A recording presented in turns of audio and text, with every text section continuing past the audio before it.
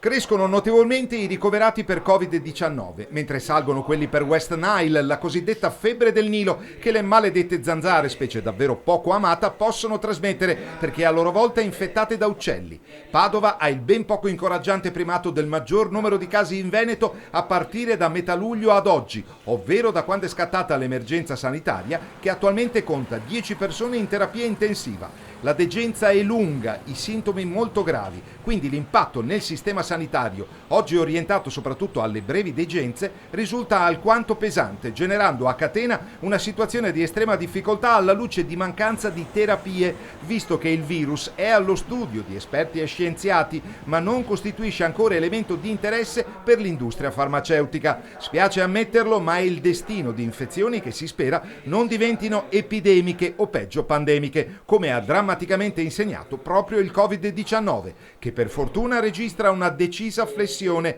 L'importante è che d'ora in avanti non si viva nella continua emergenza virus. Parola all'esperta, che così riassume la condizione di chi viene colpito da West Nile. Inizialmente avevano uno stato confusionale e poi hanno sviluppato molto rapidamente una condizione di paralisi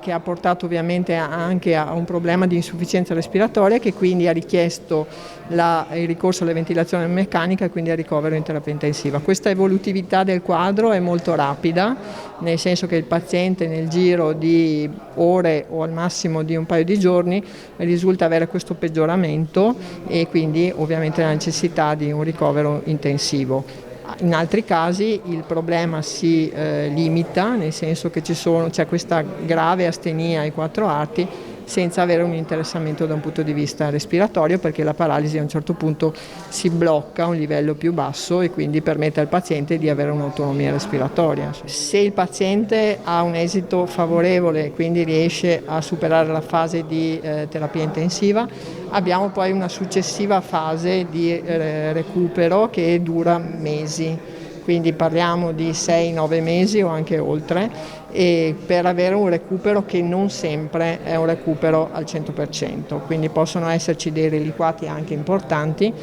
che ovviamente compromettono l'autonomia del paziente. Questo ovviamente, come avete visto, i fattori di rischio sono l'età avanzata e comorbidità, quindi si parla di soggetti fragili, molto spesso per età, ma anche altre volte per patologie che sono associate e quindi che predispongono anche a questa espressività molto importante del virus. Sì, siamo passati in questo mese di agosto, da metà luglio e in questo mese di agosto, dal Covid alla West Nile come impegno assistenziale per quanto riguarda le virosi. Teniamo presente che l'azienda sta continuando il suo lavoro normale, però